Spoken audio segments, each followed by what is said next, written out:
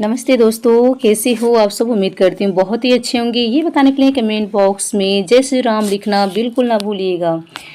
दोस्तों, आज आप सभी को मैं बतलाऊंगी कि हनुमान और नागलोक की रहस्यमयी कथा। आइए जानेंगे इसकी रहस्यमयी कथा क्या था। दोस्तों, विस्तार पूर्वक आप सब सुन करके समझ लीजिएगा। उससे पहले दोस्तों, यदि आप सब हमारे चैनल पे पहली बार आए हो तो प्लीज़ हमारे चैनल को सब्सक्राइब कर लीजिए। नीचे बेल आइकन बटन है उसको प्रेस जरूर कीजिएगा। जय श्री राम। दोस्तों, त्रेता युग की शांत रात्रियों में अयोध्या के राजमहल में एक अलौकिक कंपन उठने लगा। युद्ध समाप्त हो चुका था, राम राज्य का आरंभ हो चुका था। एक दिन प्रभु श्री राम ने हनुमान को अपने पास बुलाया। उनकी आंखों में से एक गूढ़ गहराई थी, जैसे कोई रहस्य छुपा हो। उन्होंने हनुमान से कहा, प्रिय हनुमान, अब तुम्हारे लिए एक और कार्य शेष है। यह कार्य युद्ध से भी कठिन है और सेवा से भी गहरा। तुम्हें उस स्थान की यात्रा करनी है जहाँ शक्ति, बुद्धि और भक्ति तीनों की अग्नि परीक्षा ली जाती है। तुम्हें जाना है नागलोक। पवन पुत्र नागलोक में एक शापित ग्रंथ है, काल सर्प रहस्य। कोई भी उसे पढ़ नहीं सका, किंतु अब समय आ गया है कि तुम वहां जाओ। हनुमान ने राम के चरण में प्रणाम किया। उनके हृदय में कोई संशय नहीं थी, परंतु उसी रात उन्हें एक विचित्र सर्प आया। एक अंधकारमय सुरंग जहां हर और नागों की फुफकार गूंज रही थी। एक गूंजती आवाज बार बार कह रही थी, सांप को तोड़ो, आत्मा को मुक्ति करो। सांप को तोड़ो और आत्मा को मुक्ति करो। इसी तरीके से बारंबार आवाज आ रही थी। यह सपना कई रातों तक चला। ऐसे ही सपना कई रातों तक चला। उन्होंने ऋषि अगस्त से इसका रहस्य पूछा। ऋषि ने गंभीर स्वर में कहा, यह कोई सपना नहीं, यह नागलोक की पुकार है। वहां एक रहस्य छुपा है जिसे केवल तुम ही खोल सकते हो। हनुमान जी ने हिमालय की एक अज्ञात गुफा से पाताल लोक का प्रवेश द्वार खोज निकाला। यह गुफा जीवित प्रतीत होती थी। हर पत्थर पर नागों की मूर्तियां और गुफा के द्वार पर लिखा था, इन्हें अपने हंस पर गर्व है, वे यहाँ से लौट जाएं। हनुमान ने राम का स्मरण किया और प्रवेश किया। एक रहस्यमयी सुरंग उन्हें नागलोक की ओर ले जा रही थी। कई जगह भ्रम पैदा करने वाले दर्पण, वायु जाल और मंत्र माया जाल लगे थे, लेकिन हनुमान ने अपनी सूक्ष्म बुद्धि से सब पार कर लिया। हनुमान हिमालय की उपत्यका में स्थित एक रहस्यमयी गुफा में पहुंचे, जहां नागलोक का द्वार था। यह द्वार जीवित प्रतीत होता था। मार्ग में मंत्र, माया के जाल थे, भ्रम फैलाने वाले दर्पण और सुरंगें जो बार बार दिशा बदल देती थी। लेकिन हनुमान की सूक्ष्म दृष्टि और राम नाम की शक्ति ने उन्हें राह दिखा दी। गहराई में प्रवेश करते ही उन्हें एक विशाल नाग द्वार दिखाई दिया, जिसकी रक्षा एक 5 सिरों वाला नाग कर रहा था। वह गरजा, हे वानर, प्रवेश की अनुमति केवल उसे है जो 3 रहस्यों का उत्तर दे सके।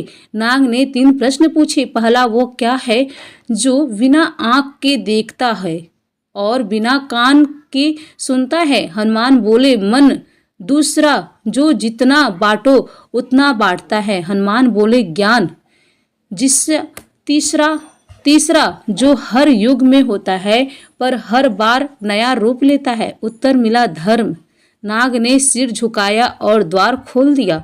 भीतर नागराज वासुकी स्वयं उपस्थित थे। उन्होंने कहा, पवन पुत्र, इस लोक पर हजारों वर्षों से एक सांप है। कर्कटी नाग की एक राक्षसी नागिनी ने ब्रह्मास्त्र चुराने का प्रयास किया था। उसकी आत्मा काल सर्प ग्रंथ में बंद है। जब जब उसकी छाया प्रकट होती है, नागलोक पागल हो उठता है। उसे मुक्त करने वाला केवल वही हो सकता है जो शक्ति, भक्ति और बुद्धि तीनों में परिपूर्ण हो। हनुमान को काल सर्प रहस्य तक पहुंचने के लिए 9 नाग द्वार से होकर जाना था। हर द्वार एक आंतरिक परीक्षा थी। पहले द्वार पर उनकी माता अंजनी का मोह उन्हें पुकार रहा था, वापस लौट आओ पुत्र, लेकिन उन्होंने नम्र भाव से कहा, सेवा की सच्चा प्रेम है और आगे बढ़े। दूसरे द्वार पर एक राक्षस उनके भीतर क्रोध जगाने का प्रयास कर रहा है, मगर हनुमान शांत रहे। तीसरे द्वार पर उन्होंने अपने प्रभु श्री राम को मृत्युशैया पर देखा और उनका मन कांप उठा, पर अगले ही पल उन्होंने कहा, प्रेम से बड़ा कोई भय नहीं और सेवा से बड़ा कोई धर्म नहीं। हे ईश्वर, लोभ भ्रम दुख अभिमान और आत्मभ्रम के द्वारों को पार करते हुए अनंत पहुँचे उस दिव्य स्थान पर जहाँ ग्रंथ रखा था।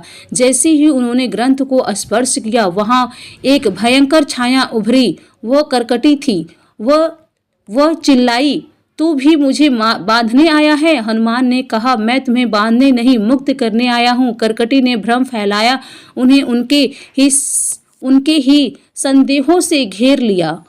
उनके मन में यह भी क्रोध की क्या, क्रोधों की क्या वे वाकई योग्य है।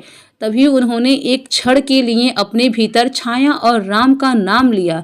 एक दिव्य अग्नि उनके हृदय से निकली, जिनके करकटी की आत्मा को शांति दी। उनकी आत्मा आकाश में विलीन हो गई और ग्रंथ खुल गया। उस ग्रंथ में लिखा था, सबसे बड़ा विश्व अहंकार है और सबसे बड़ा अमृत सेवा शक्ति केवल तब तक सार्थक है जब तक वो किसी और के लिए समर्पित हो।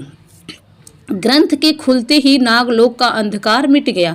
वासुकी ने कहा, अब नाग जाति को पुनर्जन्म मिला है और यह कथा तुम्हारी पहचान से परे रहेगी, क्योंकि सबसे बड़ा तप वह है जो वो गुप्त रहा जाए। हनुमान जी लौटे, लेकिन उन्होंने इस रहस्य की चर्चा किसी से नहीं की। उन्होंने बस एक प्रतिज्ञा की, जब तक कलयुग रहेगा, जहाँ भी कोई सेवा भक्ति और समर्पण से मुझे पुकारेगा, मैं वहाँ प्रकट हो जाऊंगा, अदृश्य परंतु सदा उपस्थित। और तभी आकाश में दिव्य ध्वनि गूंजी, रामदूत अतुलित बलधामा।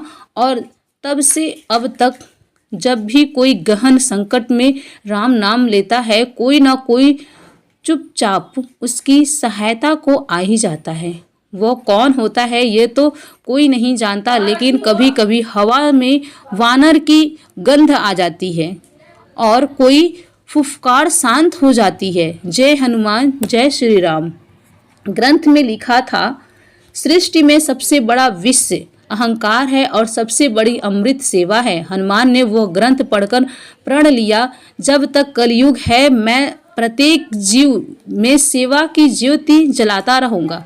जो सच्चे मन से पुकारेगा, मैं वहां पहुंच जाऊंगा।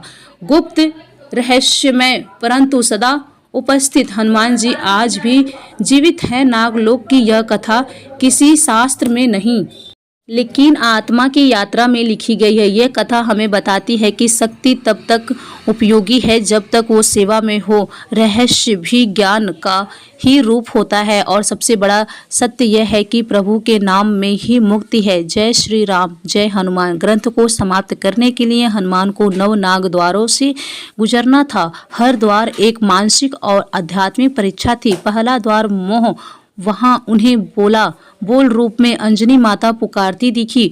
उनकी ममता देखकर हनुमान का हृदय विचलित हुआ, लेकिन उन्होंने समझा यह माया है, सेवा ही सबसे बड़ा प्रेम है। दूसरा द्वार क्रोध, एक राक्षस उन्हें अपमानित करता है। हनुमान क्रोधित होते हैं, लेकिन फिर मुस्कुराते हैं। जो अपने ग्रंथ को जीत ले वही सच्चा वीर है। तीसरा द्वार भय, यहाँ उन्हें अपने प्रभु राम को मृत्युशैया पर देखा। प्रेम में मुक्ति भी सौभाग्य है। इसी तरह वे 7 अन्य द्वारों को भी पार कर सकते हैं। ईर्ष्या, लोभ, भ्रम, अभिमान, दुख और अनंत आत्मभ्रम। प्रेम से बोलिए जय श्री राम, जय हनुमान। ऐसे ही और भी बहुत सारे रोचक आध्यात्मिक वीडियो के लिए चैनल को सब्सक्राइब जरूर करें। दोस्तों, आपको ये कथा कैसी लगी कृपया कमेंट बॉक्स में ज़रूर बताइएगा। वीडियो पसंद आए तो जय श्री राम लिखना बिल्कुल ना भूलिए।